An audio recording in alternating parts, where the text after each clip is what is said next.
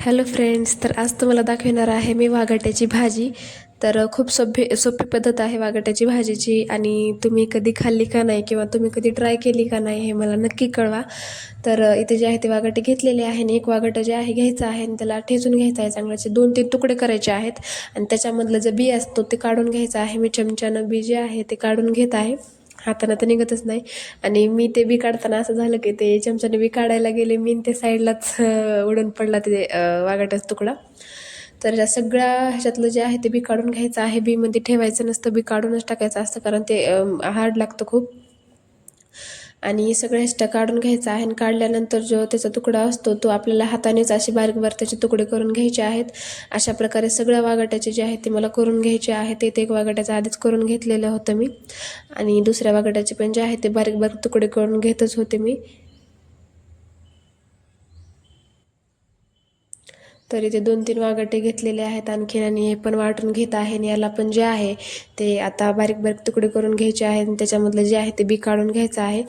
तर इथे सगळ्या वाघाट्याचं जे आहे ते बी काढून घेतलेलं होतं मी. आता एका पॅनमध्ये म्हणजे एका पातेल्यामध्ये पाणी घेतलेलं आहे आणि पाणी चांगल्या प्रकारे उकळू द्यायचं आहे. उकळ्याशिवाय मीठ टाकायचे नाहीत वाघाटे. पाणी उकळल्यानंतर मध्ये वाघाटे टाकलेले आहेत मी.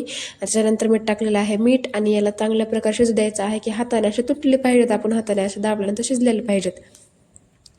तर इथे मी जसं आता बघत आहे ना तसं तसं तुटलेलं पाहिजे, म्हणजे आपण हात दाबला की असं लगेच तुटलेलं पाहिजे.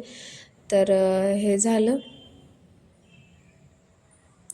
तरी ते जे आहे ते चाळणीमध्ये काढून घेतलेले होते वाघाटे तुकडे. मी ते वाघाटे साईडला काढून ठेवलेत आता आणि ते एका कढईमध्ये चांगल्या प्रकारे जे आहे ते तेल गरम होऊ द्यायचं आहे. त्याच्यानंतर मग टाकायची आहे आपल्याला मोहरी चांगली तडतडू द्यायची आहे. जोवर मोहरी कोणची का भाजी असणार किंवा तुम्ही काही का करत असणार ज्याच्यामध्ये मोहरी असते, ते मोहरी जोवर तडतडत नाही तोवर ते जे पदार्थ करता तुम्ही त्याला चवच लागत नाही. तर मोहरी चांगली तडतडली की मीठ टाकलेलं आहे. मध्ये लसूण पण चांगल्या प्रकारे फ्राय होऊ द्यायचा आहे आपल्याला. थोडासा गोल्डन ब्राऊन झाला त्याच्यानंतर लगेच मीठ टाकायचे आहेत वाघाटे आणि वाघाटे 1 ते 2 मिनिट परतले की लगेच मीठ टाकायचं आहे. आपलं वाटण जो घरगुती जे वाटण असतं आपलं ते वाटण. तर 1 ते 2 चमच बारीक बारीक 1 ते 2 चमच मी वाटण टाकलेलं आहे. 1 ते 2 चमच आंबारी मसाला टाकलेला आहे आणि याला चांगल्या प्रकारे फ्राय करून घ्यायचं आहे. नंतर चुटकीभर हळद आणि मीठ टाकलेलं होतं मी, ते पण चांगल्या प्रकारे टाकून फ्राय करून घ्यायचं आहे आपल्याला त्याच्यानंतर.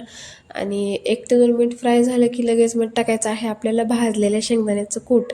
भाजलेल्या शेंगदाण्याचं कूट टाकायचं आहे. असं कच्च्या शेंगदाण्याचं वगैरे टाकलं की तेवढी चव लागत नाही माझ्या म्हणणं तर. तरी ते लगेच टाकून घ्यायचं आहे शेंगदाण्याचं कूट टाकलं की 1 ते 2 मिनिट आणखीन आपल्याला ती भाजी परतायची आहे. मीठ नंतर टाकायचं आहे थोडंसं पाणी आणि पाणी टाकलं. 1 ते 2 मिनिट भाजी चांगली अशी वाफाळू दिली की खूप छान अशी, म्हणजे कारण आधीपासूनच भाजी आपली शिजलेली आहे, जास्त वेळ शिजून पण ते पूर्ण मॅशच होऊन जाईल. मग थोडंसं मध्ये पाणी टाकलेलं आहे आणि ते पाणी टाकून थोडं आता 1 ते 2 मिनिट त्याला हलवून घेते आणि थोडंसं मीठ कमी पडलेलं होतं तर मीठ पण मी वरतून नंतर टाकलेलं होतं थोडंसं आणि त्याच्यामध्ये नंतर शेवटी कोथिंबीर गार्निश करायची आणि मस्त खायची भाजी. मस्त भाकरीसंग खूप छान लागते हे वाघाट्याची भाजी. तुम्ही कधी ट्राय केली का नाही मला नक्कीच सांगा आणि हा व्हिडिओ तुम्हाला कसा वाटला किंवा काही टिप्स वगैरे असतील तर मला नक्की कळवा आणि माझ्या चॅनलला लाईक शेअर सबस्क्राईब नक्की करा. तर भाजी रेडी झालेली आहे.